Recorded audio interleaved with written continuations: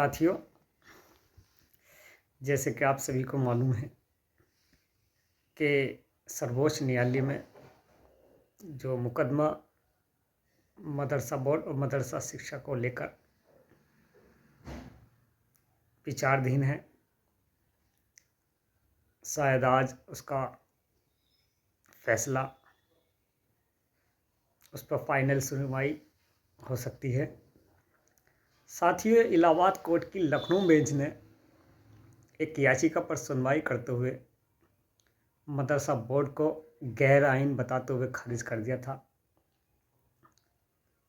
इलाहाबाद के इस फैसले को सुप्रीम कोर्ट में चुनौती दी गई थी, जिसमें स्पेशल लीव पिटीशन SLP दाखिल की गई थी और माननीय सर्वोच्च न्यायालय की तरफ से 5 अप्रैल 2024 को इलाहाबाद कोर्ट के इस आदेश पर रोक लगा दी गई। साथियों, जब से लेकर अभी तक लगातार इस पर सुनवाई हुई और मदरसा बोर्ड की तरफ से और मदरसा शिक्षा की तरफ से अपना पक्ष रखा गया, लेकिन साथ ही इस बीच में एक नई चीज़ जो पैदा हुई वो राष्ट्रीय बाल अधिकार संरक्षण आयोग यानी कि NCPCR। साथियों, आपको मैं लगातार ये बात बता रहा हूँ कि NCPCR लगातार मदरसा बोर्ड के विपरीत बातें करता आ रहा था और उसने अपने हल्फनामे में भी मदरसा बोर्ड को खारिज करने की मांग की थी। आखिर क्या वजह है साथियों, जो लगातार NCPCR मदरसा बोर्ड के उसकी वैधता को लगातार चुनौती दे रहा है? और यकीनन एक बात स्पष्ट हो गई है कि माननीय सर्वोच्च न्यायालय के फैसला आने से पहले NCPCR ने जो पूरे देश में एक माहौल बनाया है, कहीं ना कहीं एक सुप्रीम कोर्ट और न्यायालय को चुनौती देने वाली बात है। साथियों, क्योंकि माननीय सर्वोच्च न्यायालय में ये मुकदमा विचाराधीन है, फाइनल है, होने वाला है और उसी से 2-3 दिन पहले अभी NCPCR ने राज्यों और केंद्र शासित राज्यों को जो पत्र लिखा है, उससे कहीं ना कहीं एक सवाल पैदा होता है।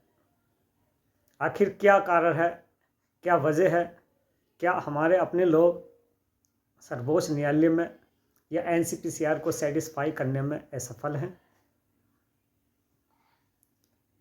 क्योंकि सभी लोग जानते हैं कि जो वर्ष 2024-25 का जो यूडाइज डाटा अपलोड किया जा रहा है बच्चों से वाला, उसमें कहीं भी नॉन मुस्लिम यानी कि गैर मुस्लिम बच्चों को फीडिंग नहीं है और ना ही उसमें पढ़ा है।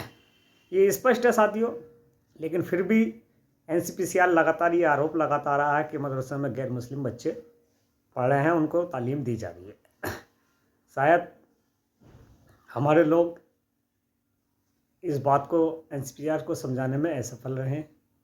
दूसरी साथियों, जो NCPCR लगातार ये बात दावा करता है कि मदरसे RTE के दायरे में नहीं है, ये बात हकीकत है कि मदरसे RTE के दायरे में नहीं है। लेकिन मैं एक बात स्पष्ट कर दूं, मैं ये NCPCR से पूछना चाहता हूं, गवर्नमेंट से पूछना चाहता हूं कि RTE के दायरे में मदरसों को कौन लाएगा, वो क्या प्रोसेस होगा, कैसे आएंगे, ये काम किसका है? आखिर गवर्नमेंट, चाहे वो स्टेट गवर्नमेंट हो या केंद्र सरकार हो, मदरसों को RTE के दायरे में क्यों नहीं लाती? NCPCR लगातार मदरसों पर ये आरोप लगा रहा है कि मदरसे RTE के दायरे में नहीं है। RTE जो है राइट टू एजुकेशन, उसकी मानकों पर खड़े नहीं उतर रहे हैं, जिससे सरकारी लाभ नहीं मिल पा रहा। तो मैं NCPCR से भी गुजारिश कर रहा हूँ और केंद्र और राज्य सरकार दोनों से गुजारिश कर रहा हूँ कि इस पर जल्द से जल्द काम किया जाए और मदरसों को RTE के दायरे में लाया जाए।